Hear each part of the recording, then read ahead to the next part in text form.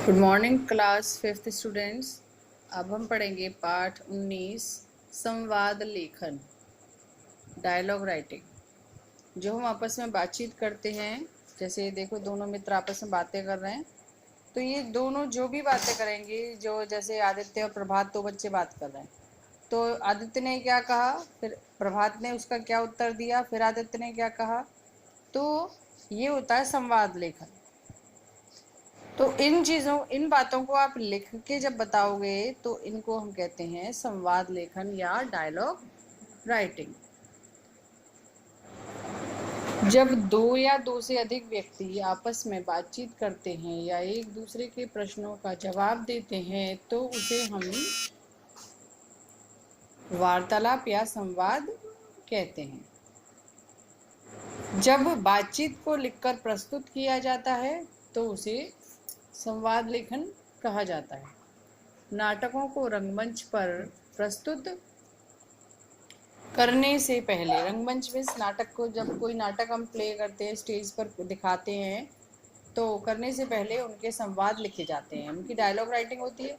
इसी तरह फिल्मों और टेलीविज़न धारावाहिक के निर्माण से पहले भी संवाद लेखक उनके संवाद लिखते हैं। कहानियों और उपन्यासों में भी कई स्थान पर संवाद होते हैं। संवादों द्वारा विचारों को अत्यधिक प्रभावशाली ढंग से प्रस्तुत किया जा सकता है। अब संवाद लिखते समय देखो कुछ बातों का ध्यान रखना चाहिए। संवाद छोटे छोटे और स्पष्ट होने चाहिए। संवादों में आम बोलचाल की सरल भाषा का प्रयोग करना चाहिए। जो हम आपस में बातें करते हैं उसको हम कहते हैं आम बोलचाल।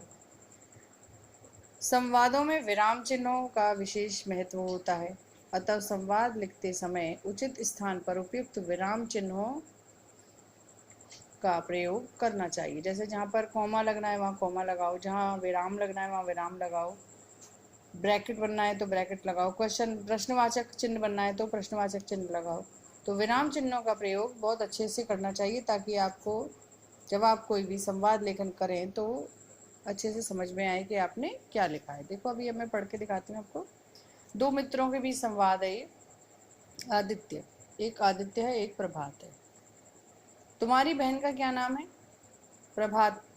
दूसरा प्रभात है, उसने उत्तर दिया मेरी बहन का नाम आंचल है। आदित्य, वह किस कक्षा में पढ़ती है? प्रभात ने उत्तर दिया वह छठी कक्षा में पढ़ती है।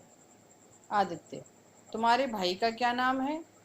प्रभात, मेरे भाई का नाम शोभित है। आदित्य, वह किस कक्षा में पढ़ता है? प्रभात, वह चौथी कक्षा में पढ़ता है। आदित्य, तो बहन एक कक्षा आगे और भाई तुमसे एक कक्षा पीछे है? प्रभात, हाँ, देखो कॉमा लग रहा है।